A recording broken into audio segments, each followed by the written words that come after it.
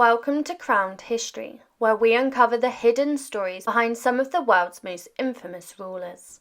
From Henry VIII's tumultuous reign to Ivan the Terrible's violent legacy, and the scandalous life of Rudolph II. Join us as we explore the fascinating lives of these historical figures. Along the way, we'll delve into the possible role of syphilis in shaping their actions and unravel the mysteries that surround their legacies. Many kings became cruel and violent as they aged, making bad decisions like starting wars and treating their families badly. Did you know that some of these rulers might have had a certain embarrassing disease?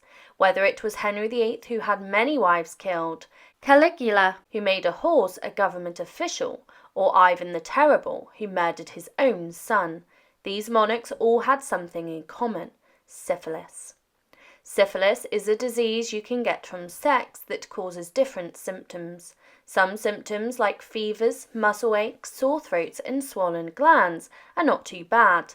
But if syphilis isn't treated, it can cause serious problems like seizures, memory loss, personality changes, and even dementia. Back in history, they didn't know much about treating syphilis, so they often gave people mercury, which could make them even sicker. Syphilis was a big problem in the past, causing trouble for many rulers. Even famous kings like Henry VIII might have had it. At first, Henry was a healthy and fair king who loved art, music, and hunting. But later in life, he became overweight, started unnecessary wars, and famously had wives executed. His obsession with having a son might have been influenced by his declining health. In his later years, Henry VIII had many health problems, like painful sores and infected bones that made walking hard. Some people think he might have had syphilis, which could have made him act even more strangely during his reign. Some believe that Henry might have had syphilis because he didn't have many children. Tudor doctors knew syphilis well and called it the Great Pox. They treated it with mercury for 6 weeks, usually keeping the patient in bed.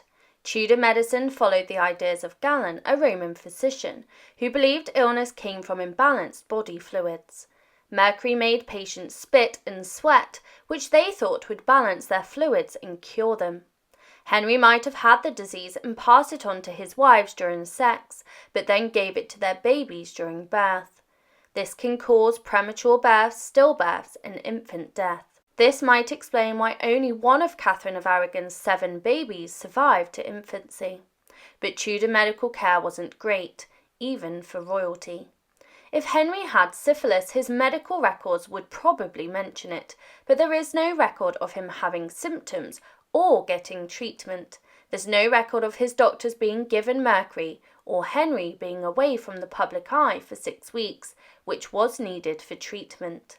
It is possible that the disease was in Henry's body without anybody knowing, but the investigation didn't find enough evidence to say for sure that Henry did have syphilis. The famous ruler believed to have had syphilis is Ivan the Terrible. Ivan became Tsar of Russia when he was just a kid and made big changes to the country.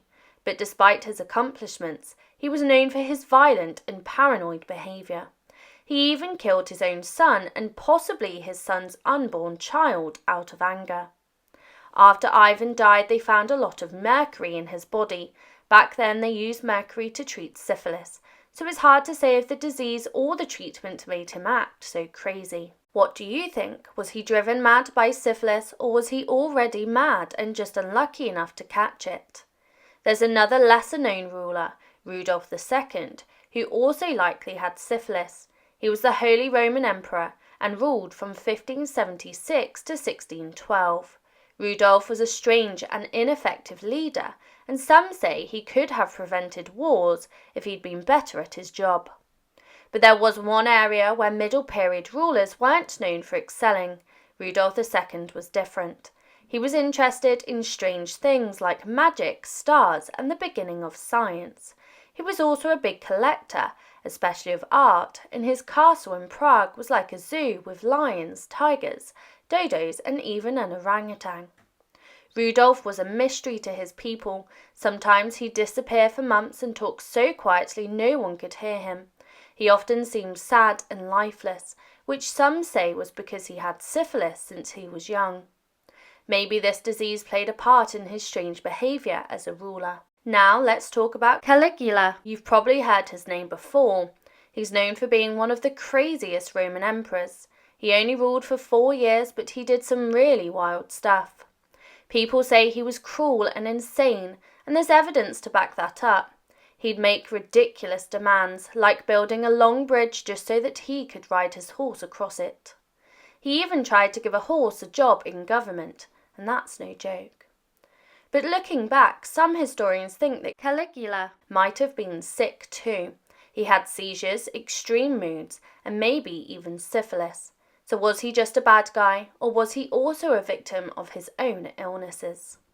As we conclude our exploration of history's intriguing tales, we're left pondering the complex interplay between power, health, and behaviour.